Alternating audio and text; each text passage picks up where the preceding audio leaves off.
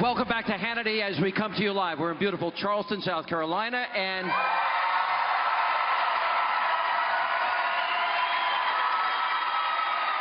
wow. You know, Senator Marco Rubio's with us. How y'all doing, Charleston? You all right?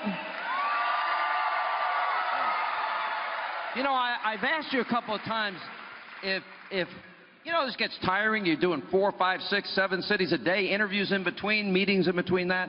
I'm beginning to understand this is kind of fun. Absolutely. This is what drives you, because these are folks that came out of work early maybe, or are on the way to work, or have just had a long day, and they're able to be a part of this event. They're fired up about America's future. They know that they are going to play an important role starting tomorrow in changing away from the Obama agenda and getting this country back on the right track. You know,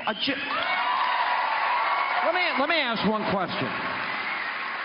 How many of you feel on a scale of 1 to 10, and you can applaud if it's 10, I'm going to ask if it's 10, that you're worried about your country, the economy, the state of the world? Are you all worried about that? Right? Senator, everywhere I go, so many people are concerned. You got 95 million Americans out of the labor force, 50 million in poverty, 46 million on food stamps. You got a doubling of our debt. You've got median income down. Those are scary numbers. They are, and that's why people know something's going wrong here. I mean, we've had ups and downs before in our history, but this feels different. This is an effort by Barack Obama to change America. He wants to make it more like the rest of the world, and if I say that too often, they criticize me, they repeat myself, but it's the truth. This is what's happening here. We've had presidents before that have been bad, but nothing like this. Yeah. This is a real effort to make America more like another country. We want to be America again. You know, I did not disagree with your comment that I never disagreed. I actually believe this is by design. This is, you know, back in 2007 and 2008, I, as a conservative, tried to warn the country that I thought this man was more radical than people knew. And so I do believe it's by design. Sure. Some of your fellow candidates disagreed with you about it. Well, it is by design. Obamacare was not an accident. Dodd-Frank was not an accident. The deal with Iran was not an accident. Apologizing for America is not an accident. Gutting our military is not an accident. These unconstitutional executive orders were not by accident. They know exactly everything. It's all part of a process. They want to make America more like another country. We're not going to let that happen. That's why 2016 is so important. So, with all of these Americans, and I really, you know, every time you throw out 95 million, 50 million, 46 million, we forget these are our friends, our neighbors, our family, fellow Americans, really suffering, really struggling. How do we get those people back to work and out of poverty and off of food stamps? How do you get there? First, you do what they're doing in South Carolina. You embrace free enterprise. You make America the easiest and the best place in the world to start a business and grow a business, because that's what creates jobs, not government.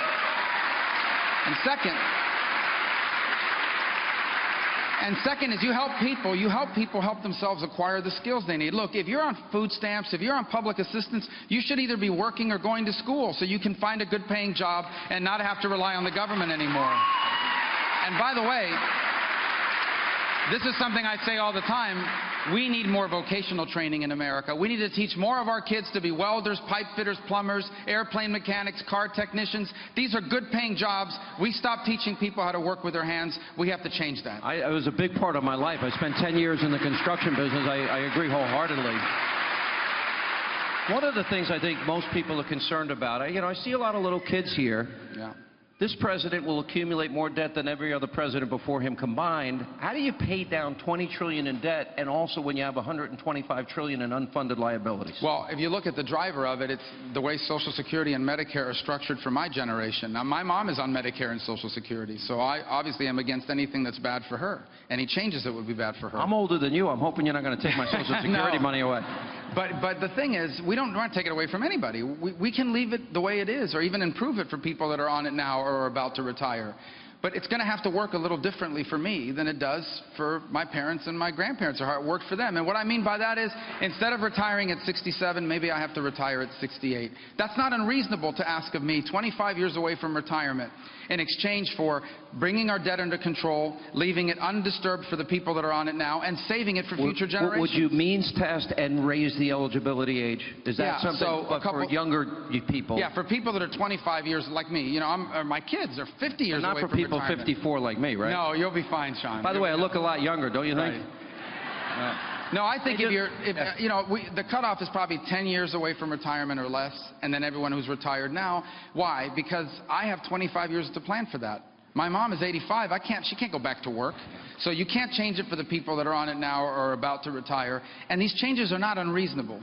To say to someone that if you've made a lot of money in your life, your Social Security check is not going to grow as fast as someone who made a little less, that's not an unreasonable change. We don't have a choice. These programs will not exist if we don't do something. And so I think we leave it exactly the way it is for people that are on it now or are about to retire. We make modest reforms for future generations. We save the programs. We bring our debt under control, and we can avoid this debt crisis that's coming. All right.